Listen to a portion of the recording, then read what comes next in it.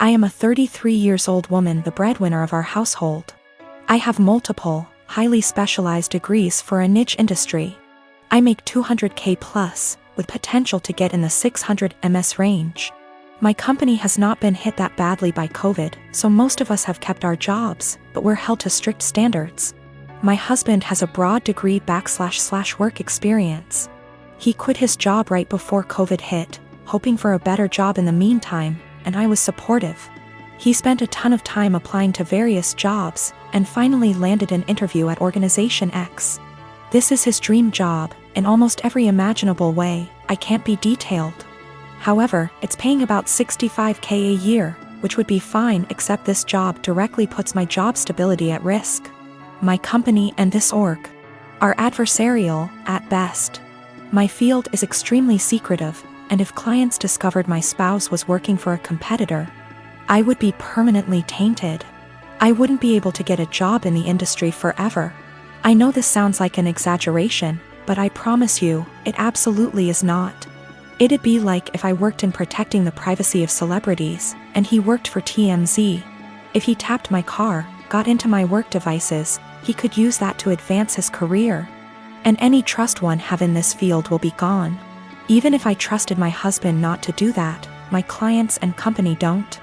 Worse, B//C my background is so specialized, this is the only field I can work in. I asked him to drop from consideration for this job, since if he got it, we'd lose my income. $65K a year cannot support us in this city. Plus, he does not have to work for this organization. Even if the job market is awful right now, his background gives him access to a wide range of jobs, but I only have this one niche field. He was extremely angry, and said I was selfish and only cared about money. I told him that if he wanted to go back to school for an advanced degree or just be unemployed for a while, I would support him. But taking this job isn't possible. He continued the process behind my back, and got the offer. He wants to accept it, B//C. He says his career needs to take priority and that I wasn't being a supportive wife. I feel so betrayed, and I've contacted all relevant higher-ups in my company to inform them. I notified them as soon as he got the interview. B//C. It's better coming from my email than from a background check. I told him he could decline the offer, W// me watching him physically decline it. Or he could accept the offer and move out immediately. I would pay for him to stay 2 weeks at a hotel, and we would begin divorce proceedings. My company is willing to take care of all of my legal fees. I feel awful. I still love him. I moved decisively, B//C. This was the best way to cut my losses, but it still hurts. He called me heartless and cold. It's true that I was prioritizing my career over his, but it felt like the only option at the time. Me and Diamara, she is 12 years old, have had a rough summer. She's been more defiant than usual. I've been dating her mom Mara for 2 years now. 9 months ago, they moved in with me, Maple. Both Dio and Mara have an on-again / off-again relationship with Dio's dad, Dionysus. He's pretty much never paid child support, comes and goes as he pleases into Dio's life. Typical shitty-ass part-time dad. I've tried to fill the dad role in her life, while still understanding boundaries, taking things slow, etc. This summer Dionysus decides he wants to be a real dad and takes Dio in for a month. Good for him, not my business, and Mara agrees. When Dio came back home because school started, she was a lot different. Really mean to me, very dismissive. A few days ago she got caught shoplifting at the mall. Security took her in, then called Mara, who didn't answer, then called Dionysus, who didn't answer, and finally me. I answered. They told me I had to pick her up or she'll be handed over to juvenile. I didn't say anything to her while I picked her up. I apologized to security, apologized to the store. I even tipped the security guards plus the store employees because it's up, they had to deal with that. I assured them Dio would be punished appropriately. I'm speaking to her in a strong, affirmative voice while we're in the car. Not yelling, but in a fatherly tone, I suppose. I'm telling her how up it is to steal, and how I don't. With thieves, and how I absolutely don't voluntarily. With any kind of police, so I don't appreciate any of this, nor will I accept it in my house. She snaps back that I'm not her dad, so don't ever tell her what to do. From now on, if I want to tell her something, I need to clear it with her real father first. That killed my soul. For the past year or so, I've treated her as my own daughter. I've paid for their housing, I've paid for her mom's car, her schooling, her food, everything. Her bio dad dropped $100 check off one time in the past year.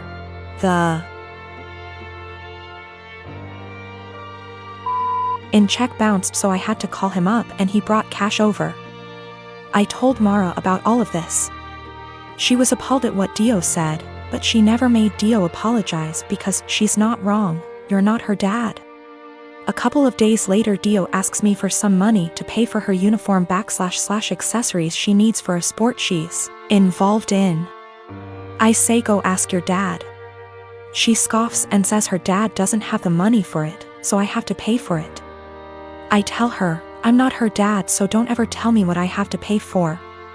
She cried to Mara, who tells me I'm not being an adult about the situation. Mind you, I never received an apology or a thanks for our entire previous situation. Mara says Dio is a kid and I need to stop acting like a kid too. I am a 35 years old female, just got engaged to my fiancé 37 male Sam. We do not live together because we're waiting till marriage, given he and his family are highly conservative Christians, but they're really nice and lovable people. I had plans to spend NYE with Sam, but he said he was out for NYE dinner celebration with his parents, then called me again inviting me to join them, and I happily did. His parents were there, they welcomed me and ordered many dishes and desserts and drinks. We celebrated and had great time, that is until it was time to pay. I pulled my wallet out of my bag, letting them know that we'll split the check between us. Sam mumbled, no you don't have to, we invited you, but I insisted. He and his parents then stared at me. I asked what was wrong and both mother-in-law and father-in-law said they didn't have money on them. I was shocked. I turned to Sam and he said he too forgot his wallet at home and didn't bring enough money to cover even on round of drinks. His dad then laughed nervously, right, so guess we should let the doctor pay. I was taken aback. I said I'm sorry, but no, this is just so much money to spend on one dinner by myself, and I didn't think I was expected to pay the entire bill. Sam said I should pay and he'd pay me back later, but I said no, since I know he will have to get a job to pay that much money. I said I'm sorry, but this isn't the first time I've been put in this situation by him and family, where I'm expected to rescue them after they somehow forgot their wallets and expect bothers to pay hundreds for their extravagant dinner. I told them I'll only pay for what I had and that's it. He and his parents were shocked. They started arguing about how I have the potential to pay right there and then, but I was acting as if they were strangers, not family. But that doesn't mean I'm obligated to pay. How could someone go out to a fancy restaurant, order so many dishes, desserts and drinks without bringing money? Sam begged that I just do it and call it a night, but I refused. The argument got heated, then I got up and walked out. Sam called later at 2 a.m. basically yelling that I ruined NYE celebration and made his parents suffer, because I refused to pay the entire bill. AMD instead acted selfishly and paid only for myself, after they were gracious enough to invite me. I told him how unfair it was for me to pay. Even if I have a good salary doesn't mean I want to spend it all on fancy dinner. He didn't reply, he just said he'll pray that my parents will let this go, and not resent me after I basically damaged the relationship with them. I felt awful thinking I should have covered the bill instead of leaving. My mom left my dad when I was 17, I'm 29 now, and had a new boyfriend literally straight away. We all suspected that she was cheating with this dude beforehand, but there was never any proof, and she even to this day refuses to admit it. She had 2 more kids with this guy. When my mom and dad broke up, I moved out to live with my dad, who had moved back in with his parents. The major reason for this was because she told me to leave as I kept fighting with her new dude. I really did not want to deal with a new guy in my mom's life, and I was really upset that she didn't give a shit about how much pain my dad was in. When she told me to leave, something in me changed and I am still unable to forgive her. That solidified BC. My 14-year-old sister stayed with my mom for a year and then begged to come and live with my dad, because she hated it so much at my mom's place. And my sister and mom were close, so for my sister to feel that way, it must have been bad. Since I was 18, my grandparents kept pushing me to start a business. BC. I liked to tinker and had built a few specialized tools for a niche construction industry that my dad was in, and they saw potential in me.